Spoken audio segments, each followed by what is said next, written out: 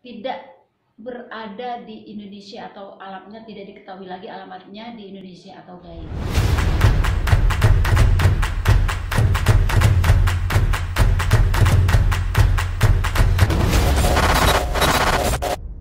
Pengadilan Agama Jakarta Selatan telah menerima berkas perkara yang diajukan oleh Sahiyani Febria Wiraatmaja binti Jajat Sugiyatna sebagai penggugat melawan Erik Clesius Alves Amaral bin Clesio Amarel Pereira gitu. Nama tersebut telah terdaftar di Kepaniteraan Pengadilan Agama Jakarta Selatan tertanggal 17 Desember 2020 melalui KOD, artinya Electronic Code, dengan nomor perkara yaitu nomor 4322 PDTG 2020 PAJS. Ada lagi. Tadi maaf, didaftarkan kapan, Bu? Terdaftar di Kepaniteraan Pengadilan Agama Jakarta Selatan tertanggal 17 Desember tahun 2020. Berarti online ya, Bu? Secara online, pendaftarnya secara online atau electronic code. Melalui kuasa hukum atau gimana? Ini terdaftar melalui kuasa hukum yang kuasa hukumnya yaitu Alfian Bonjol SHLM, Ramawati SHMH, Adi Ernawan SH, Gendi Ardintia Putri SH sebagai advokat dan praktisi hukum yang berkantor di Berbris and Partner. Bu, gugatannya ini hanya sebatas cerai atau ada yang lain-lain? Menurut yang kami telusuri bahwa selain gugatan perceraian juga dia mengajukan gugatan pemeliharaan anak atau hadonah anak. Gitu. Permintaan hak asuh anak ya? Permintaan hak asuh anak agar berada pada penggugat.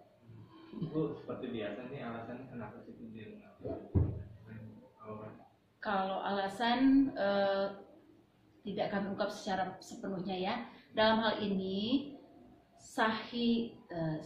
Sahinani Febria Wiraatmaja itu yang beralamat di Bangka, Mampang Perapatan, sedangkan suaminya yang tadi saya sebutkan tidak berada di Indonesia atau alamatnya tidak diketahui lagi alamatnya di Indonesia atau gaib. Dalam arti udah pisah ranjang gitu ya, Bu? Udah nggak bersama lagi gitu ya, Bu? Kalau sudah tidak berada di Indonesia atau alamatnya gaib, dapat dimaknakan sendiri. Dapat kita maknakan bahwa itu berbeda alamat, berbeda tempat tinggal. Bu, dari pengajuan sekarang tanggal 17 itu proses nanti sidang perdananya kapan? Akan digelar? Karena ini perkara ini tergugatnya dalam kondisi gaib berdasarkan peraturan PP nomor 9 tahun 75 pasal 27 bahwa untuk pemanggilan dilaksanakan melalui media massa. Dalam ayat 3 juga dikatakan bahwa pemanggilan dilaksanakan melalui bupati atau wali kota, kemudian ditempel di pengadilan agama tempat gugatan itu diajukan. Dalam hal ini Pengadilan Agama Jakarta Selatan. Jadi panggilan dilaksanakan dengan cara menempelkan panggilan di papan pengumuman Pengadilan Agama Jakarta Selatan, juga melalui media massa, dan ditempelkan juga di kantor wali kota Jakarta Selatan. Prosesnya berapa lama, Bu, menuju sidang pertama misalnya? Kalau proses untuk penyelesaian perkara gaib ini paling tidak selama 4 bulan gitu. Jadi kita tunggu saja 4 bulan ke depan untuk sidang perdananya karena harus dipanggil tadi melalui media massa. Bu, berarti bisa dikatakan itu orang aslinya nggak mengetahui keberadaan suaminya atau gimana, Bu? Iya, karena penggugat tidak bisa mencari alamat atau tidak mengajukan alamat tempat tinggal suaminya, maka dengan sendirinya karena tidak diketahui tempat tinggalnya, panggilan ditempuh dengan cara gaib, dengan cara pemanggilan secara gaib, yaitu sesuai dengan PP nomor 9 tahun tahun 2000 mana tadi? PP 9 tahun 75 tadi sesuai pasal 20 juga, pasal 27 juga, dalam hal tempat kediaman tergugat tidak jelas atau tidak diketahui atau tidak mempunyai tempat kediaman yang tetap, maka gugatan diajukan di tempat tinggal kediaman penggugat.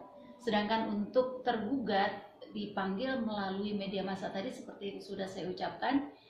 Dalam hal ini media massa yang digunakan di Pengadilan Agama Jakarta Selatan yaitu RRI, Radio Republik Indonesia setempat. Artinya kalau dalam 4 bulan ini tergugat tidak memenuhi panggilan atau tidak tidak bisa diketahui, itu artinya bisa langsung cerai atau gimana? Putusan versek atau gimana? Dipanggil dulu, kalau panggilannya sudah dilaksanakan, sudah resmi dan patut, nanti agenda berikutnya baru kan diperiksa gugatannya.